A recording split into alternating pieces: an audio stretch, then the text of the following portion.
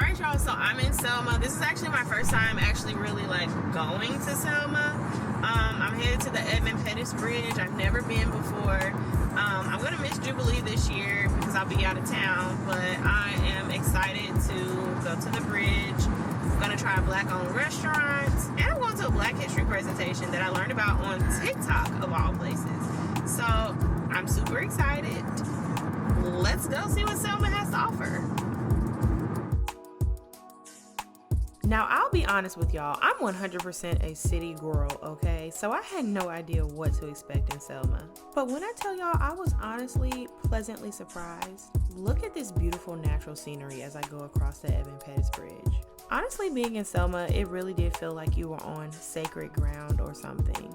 I visited this civil rights memorial that was just on the other side of the bridge. And honestly, y'all, it was nothing really fancy, but I really enjoyed just exploring and just reading about all of the history.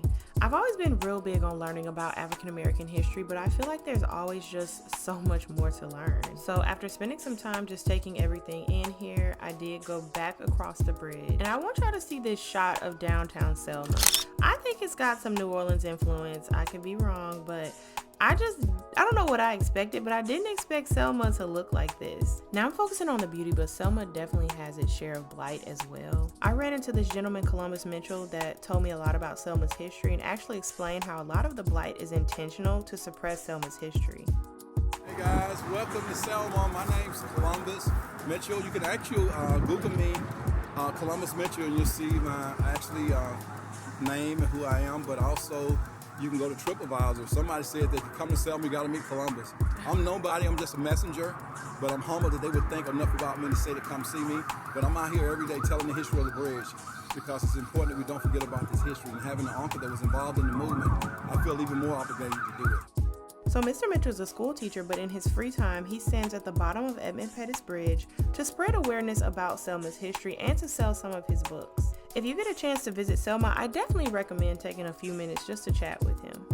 Now, I didn't walk the whole bridge, but I did walk about halfway, and when I tell y'all, it just felt so surreal being on this bridge. I hate I will miss Jubilee this year, but I definitely need to go back one year because, oof, that was an experience. Being immersed in the history here has just been so surreal. And especially to learn that when you walk around, you can definitely tell the New Orleans influence and just really what things could be down here, because it's definitely beautiful, but you can definitely tell some of the buildings are a little more worn down. And to learn that that's intentional because they're trying to suppress the history of Selma and really the history of, civil rights and the Black struggle in this country is like, it just really makes you emotional, especially with the times we're living in. So I knew that this would be a good trip, coming down here, but I think it's even more impactful and hitting a little more different than I even imagined. So next I went over to Lannie's Barbecue. Lannie's Barbecue was founded in 1942 by Lannie and Will Travis.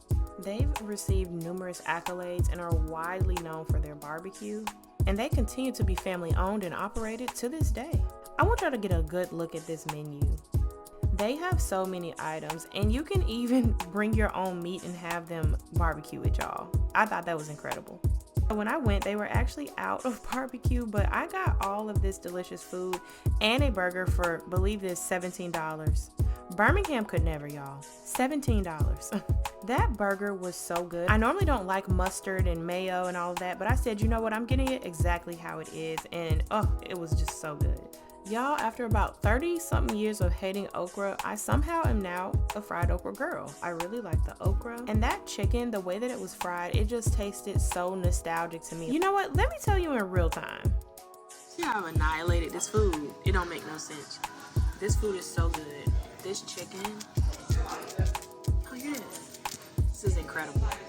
It just feels like home. It just feels like it take me back to the late 1900s. Like, after I ate, I got the incredible honor of meeting Miss Lula Hatcher, the daughter of the original owners.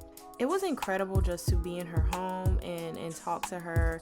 She reminded me of my own grandma, so it was really nostalgic in that way, but she was just incredible. You're a living legend. You know that? Yeah.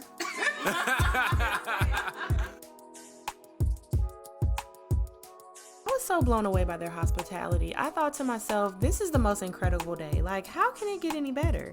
But believe it or not, it really did. While I head to this play, let me tell you a little bit about it. This is Mackenzie, a 9th grader at Selma High School. In 8th grade, she said, you know what, we're not learning enough about Black history, and I want to fix that. So she set out to create her own Black history production. She worked on this for 2 years, okay? She had a lot of setbacks, she had a lot of no's, but she did not stop. Like, what an incredible young lady. The way that I found out about her play is because she got on TikTok and tried to reach Kerry Washington to come to her play. And while it did eventually reach Kerry Washington, it reached a bunch of us too. When Randy Watson said children are our future, this is exactly what he meant. So the play started before the transatlantic slave trade, and it took us all the way through Black history. Do y'all see the costumes, the production?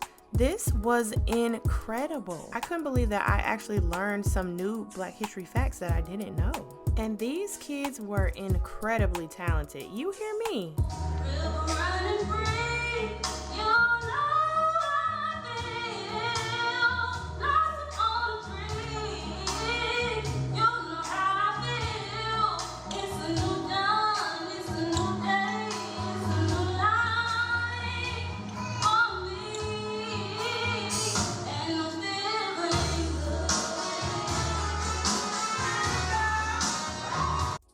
I went back to Birmingham that night, so I didn't get to stay the whole time, but I just know that it was amazing from start to finish.